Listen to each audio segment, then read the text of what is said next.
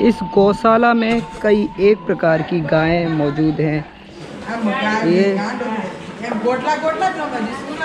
ऊपर गाय का नाम लिखा है और नीचे गाय खड़ी हुई हैं और सामने गोडाउन है जिसमें भूसा वगैरह रखा हुआ है। और ये कुछ तस्वीरें हैं।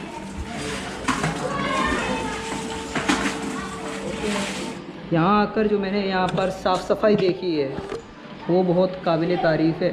यहाँ आकर अपने आप आपको अंदर से ऐसा लगेगा कि मैं कहीं वाकई में किसी दूसरी दुनिया में आ गया हूँ, जहाँ पर हर चीज़ एक सिस्टम वे से तैयार कर रखी है, बना रखी है। मेरा मानना है कि आप इस मंदिर में आकर जो रियलिटी है, जो संस्कृति इसमें दर्शाई गई है, उसको जानने की, समझने की कोशिश करें। यहाँ पर अक्सर लोग बाग आते हैं तो वो अपनी फ़ोटो वगैरह या फिर फैमिली में थोड़ा सा टाइम स्पेयर करने के लिए आते हैं, तो वो सही नहीं लगता है कि इस मंदिर को एक कॉन्सेप्ट के तरीके से बनाया गया है। उस चीज़ को समझने की आप गौधाम से निकलने के बाद जब ये गाय सुबह और शाम को चारा खा लेती हैं तो इस खुले हुए मैदान में घूमती हैं। फिर जब दोपहर हो जाती है तो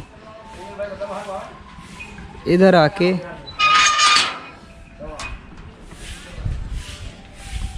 इस परिसर में आके यहाँ रुकती हैं अपने अपने। और मेरे जस्ट बगल में ये हैं गायों के कह सकते हो आप नेक्स्ट जनरेशन या फिर उनके बछड़े या बच्चे।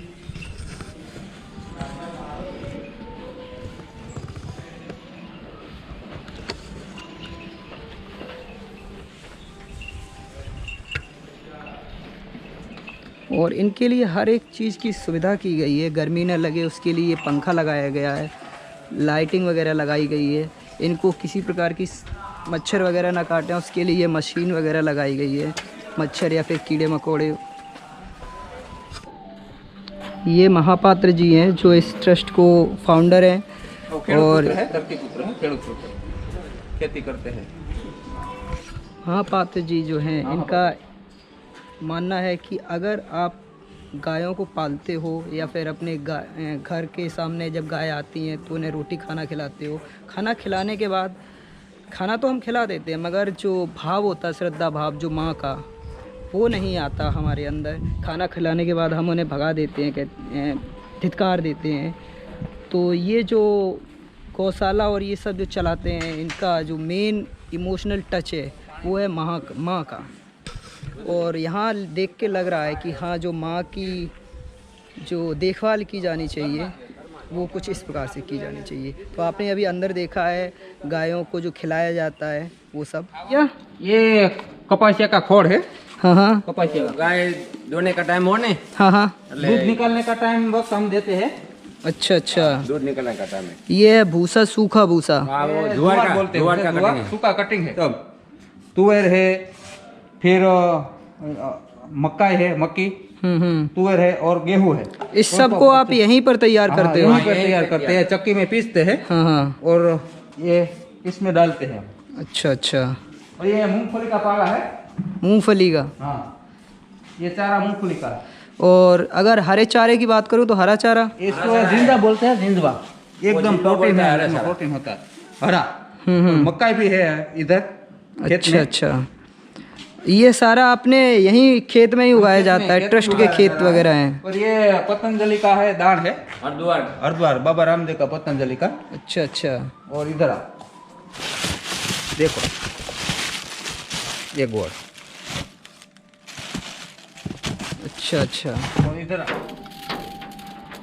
ये मक्का है। ये मकई है। हाँ। उधर ये पवन का आवाज है।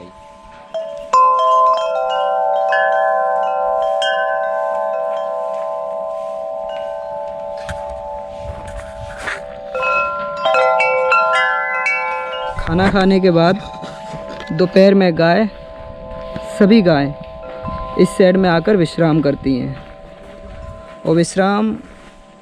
और इसी साइड में गायों के लिए पीने का पानी का इंतज़ाम किया गया है। आप देख सकते हैं स्वयं कितना साफ़ पानी है। यहाँ पर गाय माता को माता के स्वरूप में देखा जाता है पूरे भाव से। ये गाय का बछड़े क्रीड़ा करते हुए। तो ये जो था मेरे पीछे गोधाम परिसर। गोधाम परिसर से ही जैसे ही आप थोड़ा सा आगे बढ़ेंगे तो आपको पंचमटी के लिए रास्ता नज़र आ जाएगा। तो आइए फिर हम पंचमटी चलते हैं। तो ये है पंचमटी का मेन द्वार। ये पंचवटी है पूरी, और इसी पंचवटी में मौजूद है राम कुटीर। अंदर जाना अलाउड नहीं है।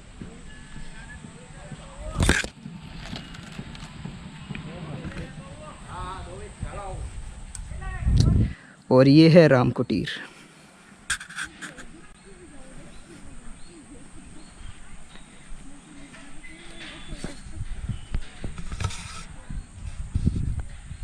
अगर राम कुटीर की खासियत की बात करूं तो आपको इधर श्री राम मिल जाएंगे बैठे हुए विराजमान। उनके जस्ट सामने है माता सीता, और जो उस समय का संस्कार हैं वो यहाँ पर दर्शाने की कोशिश की गई है। जब लक्ष्मण के बड़े भ्राता श्री राम जब बैठे हुए हैं अपनी धर्मपत्नी सीता के साथ, तो लक्ष्मण जी जो हैं वो खड़े हुए हैं, और उनके पीछे एक जो घोड़ा आपको नज़र आ रहा है, ये है अश्वमेघ यज्ञ के लिए छोड़ा गया उस टाइम का वो घोड़ा। यहाँ पर भी इस मंदिर परिसर में भी अश्वमेघ यज्ञ हुआ था 2010 में। ऐसा मंदिर परिसर में ही मौजूद जो कार्यालय हैं उनसे जानकारी मिली, तो ये उसके लिए बनाया गया था घोड़ा। हालांकि ये सब मूर्ति हैं, लेकिन ये जो कला दिखाई गई है, दृश्य दिखाए गए हैं, ये आज हम सब युवा पीढ़ियों को, या फिर हम सब ये 21वीं सदी में सीखना चाहिए। आजकल ये वो संस्कार वो जो थे वो धीरे धीरे समाप्त होते जा रहे हैं। ऐसा नहीं बिल्कुल नहीं समाप्त हुए हैं, लेकिन हाँ, हमें उस टाइम से कुछ ना कुछ ज़रूर सीखना चाहिए, जो कि श्री विश्वम्भरी धाम में ही परिसर में स्थित ये जो वो कला है, ये दृश्य वो दिखाया गया है, उसके ज़रिए बताने की कोशिश की गई है। ये पंचवटी वाटिका में ही चीकू का पेड़ है, और आप देख सकते हो तो चीकू दिखाई दे रहा होगा। अगर सुख सुविधाएं की बात करूं तो यहाँ पर जेंट्स टॉयलेट है, उधर लेडीज़ टॉयलेट है। अगर आपको इसका यूज़ करना है तो 5 रुपये फ्री है यूरिन। अच्छा, यूरिन के लिए फ्री है। अगर वैसे टॉयलेट जाना है तो 5 रुपये शायद है। कंपलसरी नहीं है। अच्छा। ड्रिंकिंग वाटर है, स्वच्छ पानी है पीने के लिए। लस्सी सेंटर, यहाँ पर आप दर्शन करने के बाद लस्सी और छाछ वगैरह पी सकते हैं।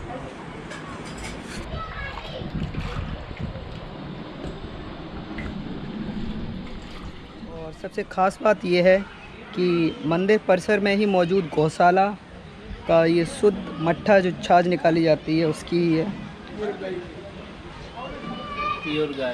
प्योर गाय के दही का।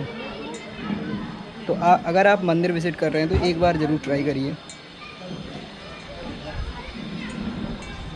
वाह, ये गुजराती नमकीन। चलो भाई साहब चलते हैं। हाँ बिल्कुल। तो मैं अभी इसी विश्वम्भरी धाम मंदिर परिसर में ही मौजूद हूँ, और अभी खा रहा हूँ गुजराती भजिया। पहली बार ट्राई कर रहा हूँ, ये मेरे लाइफ का पहला एक्सपीरियंस है। आइए देखते हैं, चखते हैं कैसा है।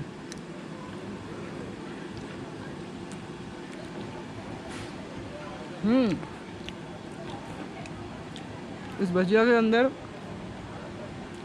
आलू था, और ये जो आपको सॉस चटनी नज़र आ रही है, मिर्ची की शायद चटनी है, सारे मसाले मिक्स हैं, और ये तली हुई मिर्च है, और ये गुजराती भजिया जो कि 2 तरीके की लग रही है मुझे। एक ये मेथी वाली है और एक ये आलू वाली है। आइए मेथी वाली ट्राई करते हैं, ये कैसी लगती है।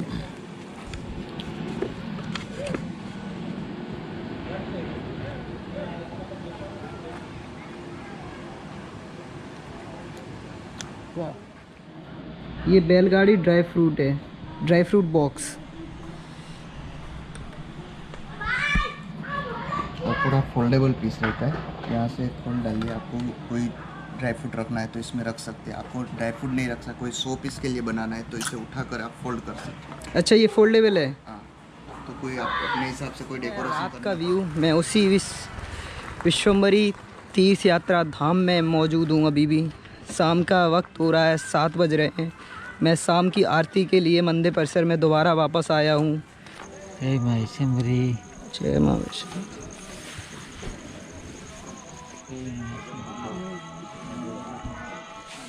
ये रात का समय है। अभी जस्ट थोड़ी देर पहले मैं माँ विश्वम्भरी की आरती अटेंड करने के बाद बाहर निकला हूँ। और ये जो आपको पीछे जो धाम नज़र आ रहा है, यही है माँ विश्वम्भरी का धाम। आरती अटेंड करने के बाद बहुत अच्छा लगा, बहुत शांति हुई। और बड़ी ख़ास बात पता चली कि ये एक टूरिस्ट अट्रैक्शन है। मुझे तो लग रहा था कि ये नॉर्मल मंदिर है। यहाँ पर हर चीज़ अवेलेबल है। यहाँ पर बहुत दूर दूर से लोग आ रहे हैं। मैंने 2-3 तो फॉरेनर्स देखे थे यहाँ पर, जो बोल रहे थे कि अरे आपको नहीं पता, मेरे यहाँ बहुत सारे गुजराती लोग हैं, वो लोग इसके बारे में बहुत सारी चर्चाएं करते हैं, बातें करते हैं। मैंने कहा अच्छा, कि हाँ मैं अभी बहुत दूर से आ रहा हूँ। मैंने कहा अच्छा वाह। कुछ लोग महाराष्ट्र से आए थे, कुछ साउथ से आए थे, काफ़ी लोग आए थे यहाँ पर आरती अटेंड करने के लिए।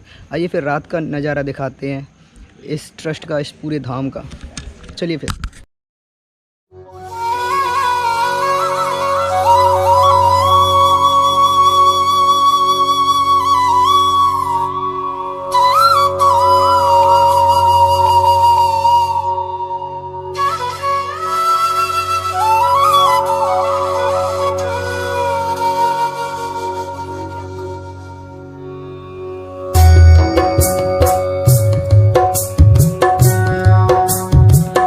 ये माँ का धाम है। और जैसे ही आप माँ के धाम से बाहर निकलेंगे तो ये है गोवर्धन धाम।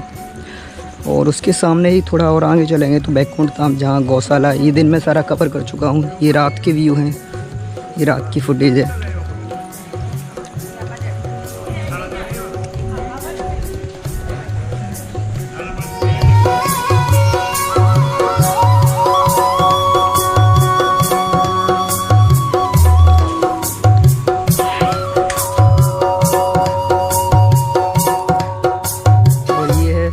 गोवर्धन धाम, गोवर्धन पर्वत ऊपर।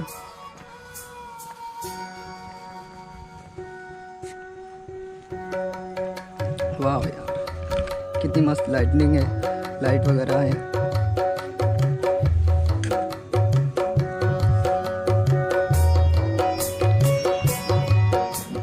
ये रात के नज़ारे हैं। आप रात में भी शाम को 11-12 बजे तक खाना खा सकते हो। ये शिव शक्ति कैंटीन है। आगे भी और स्नैक्स की शॉप है, शॉपिंग कर सकते हो।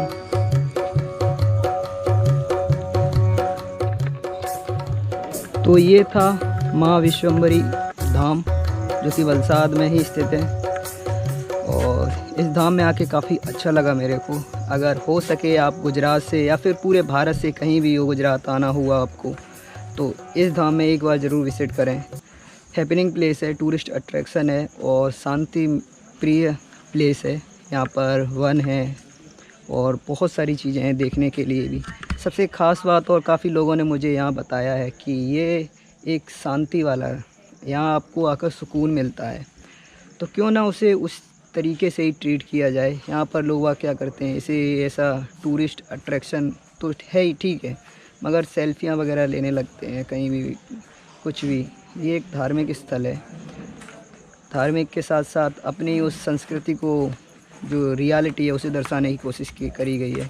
तो कृपया करके आप उसमें थोड़ा सा कोऑपरेट करिए लोगों से। यहाँ के जो मेंबर हैं, जो रख रखाव करते हैं, उनसे।